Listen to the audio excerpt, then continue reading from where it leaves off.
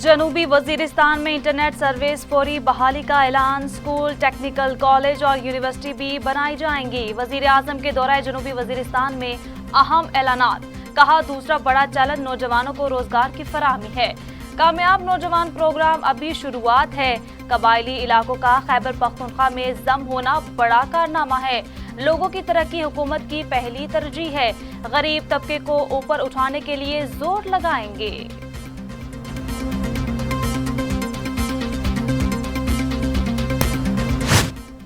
Foreign funding case जल्द निपटाएं। PDM के election commissioner को याददाश्त। कहा गया 23 अकाउंट्स की तफसीलात फौरी तौर पर फराहम की जाए। दरखास्त गुजार अकबर एस बाबर को तहफ़्फ़ुज़ देने का भी मुतालिबा।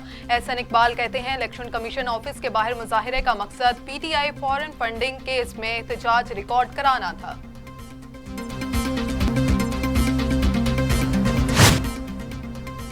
फरूख हबीब कहते हैं, इलेक्शन कमीशन ने 19 जमातों को नोटिस जारी किए। पीटीआई ने इलेक्शन कमीशन को तमाम रिकॉर्ड फराहम कर दिया। पीपल्स पार्टी और नून लीग के अकाउंट्स की स्क्रूटनी का अमल जारी है। गुज़श्ता 5 साल के अकाउंट्स की जांच पड़ताल हो गई। मरियम नवाज झूठ बोलकर चलती बनी। अब तमाम जमातों को पार्टी फंडिंग का हिसाब देना होगा।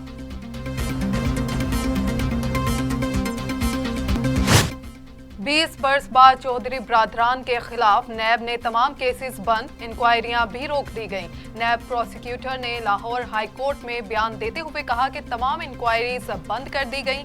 डिप्टी प्रोसिक्यूटर जनरल नैब ने अदालत के रूबरू इंक्वायरीज बंद होने का करार किया। लाहौर हाई कोर्ट ने डीजी नैब के बयान की रोशनी में चौधरी बरादरान की नैब के खिलाफ दरखास्तें निपटा दी।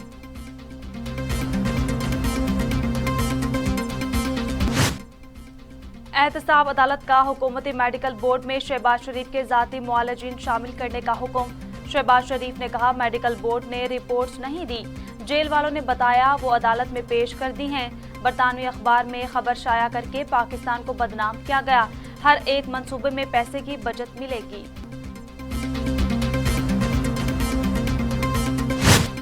वफाकी हुकूमत का सेनेट और कौमी असम्बली के इजलास 22 जनवरी को बुलाने का फैसला। इजलास बुलाने से कबल SCOC से तहरीरी हदायत भी ली गई। बाबर अवान कहते हैं, पीडीएम सड़कों पर मुस्तरद होगी। हाउस में वापस आ जाएं। मरहूम पीडीएम का सड़कों पर एहतजाजी सियासत का बयानिया पूरी कौम के सामने नाकाम हो गया।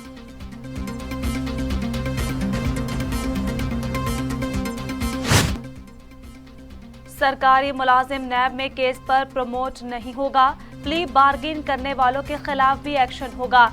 3 ACR ठीक न होने पर रिटायरमेंट होगी। शफकत महमूद कहते हैं, सरकारी ऑफिसर किसी सूबे में 10 साल से जायद मुलाजमत नहीं कर सकता। शाह महमूद कुरैशी कहते हैं, भारत 11 पाकिस्तानी हिंदुओं से मुताल्लिक तफसीलात नहीं दे रहा। शकूक और शबाहत पैदा हो रहे हैं। मोदी हुकूमत ने सियासी मकासद के लिए अपने 40 सियासी मरवा दिए। सिपाही मरवा दिया। औरम गोस्वामी की गुफ्तगू से सब पता चल गया। मरियम औरंगजेब कहती हैं, हुकूमत गिर चुकी। कौमी खजाने से कमीशन मांगते हुए पकड़े गए। चीनी आटा सब चोरी करा दिया। नाहल टोला मुल्क पर मुसल्लत है। आए रोज के स्कैंडल बता रहे हैं, इनके पास करने को कुछ नहीं। नून लीग के कायदीन पर अब तक सिर्फ इल्जामात ही लग रहे हैं। फिरदौस आशिकवान कहती हैं, जाली राजकुमारी बताए बैरून मुल्क 76 जायदादें किसकी हैं। पीडीएम का जलसा ठुस और बयानिया फुस हो चुका। इससे ज्यादा लोग तो सहूलत बाजारों में होते हैं।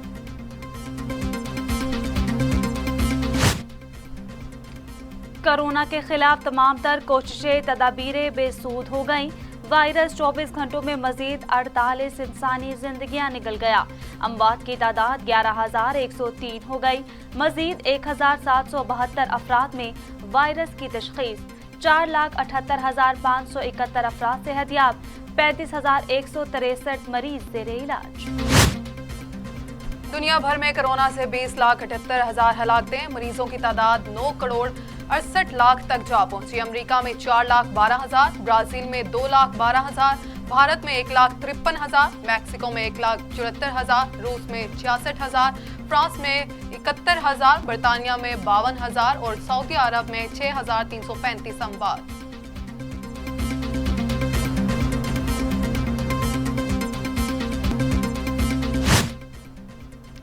गवर्नर पंजाब चौधरी सरवरत से रुकन कौमी असम्बली ताहिर इकबाल की क़यादत में वफ्द की मुलाकात।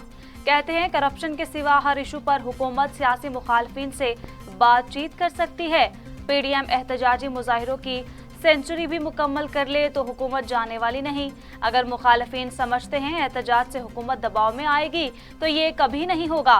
पीडीएम एहतजाज की धमकी से हुकूमत को कभी ब्लैकमेल नहीं कर सकती।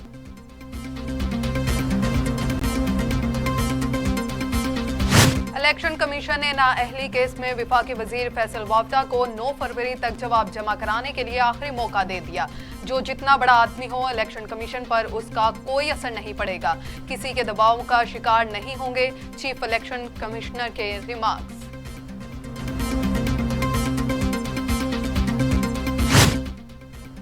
लसबेला के इलाके ओथल के करीब मुसाफिर बस उलट गई। 8 अफराद जाँ बहक, 2 लिविस एहलकार भी शामिल, 22 अफराद जख्मी। हादसा लिविस चेक पोस्ट के करीब पेश आया।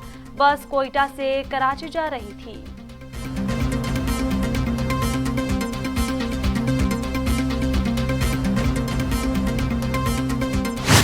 पीटीआई के रहनुमा हलीम आदिल शेख कहते हैं सिंध हुकूमत ने करप्शन के तमाम रिकॉर्ड तोड़ दिए।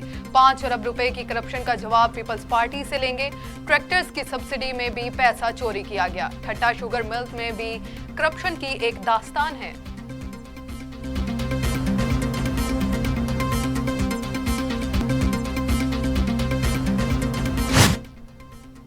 जो बाइडन वॉशिंगटन पहुंच गए। आज सुपर पावर मुल्क की सदारत संभालेंगे।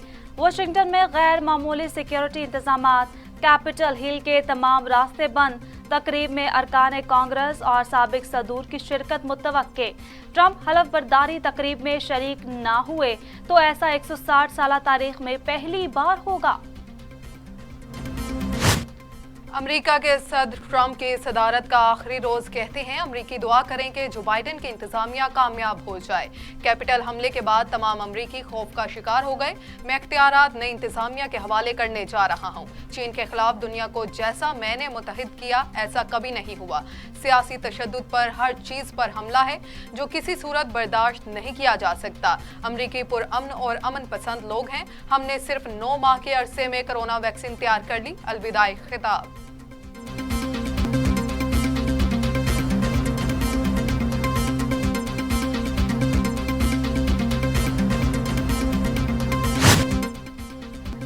एंथोनी ने चीन और रूस को अमेरिका का बड़ा हरीफ करार दे दिया।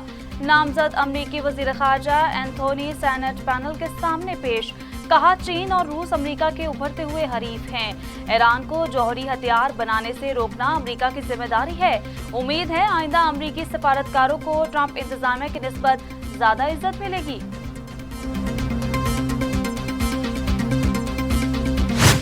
और आईसीसी ने टेस्ट फॉर्मेट की नई रेटिंग जारी कर दी। कौमी कप्तान बाबर आजम एक दर्जा तंजीली के बाद 6ठे नंबर पर आ गए। किवी कप्तान कीन विलियमसन पहले, स्टीव स्मिथ दूसरे और मार्स लिबो तीसरे नंबर पर। विराट कोहली एक दर्जा तंजीली के बाद 4थे नंबर पर पहुंच गए। टेस्ट ऑलराउंडर्स रैंकिंग में बेन स्टोक्स बदस्तूर पहले नंबर पर। ऑस्ट्रेलियाई पेसर पैट कमिंस का बॉलिंग में नंबर 1 पोजीशन पर कब्जा बरकरार। टेस्ट ऑलराउंडर्स और बॉलर्स रैंकिंग में भी कोई पाकिस्तानी टॉप 3 में शामिल नहीं।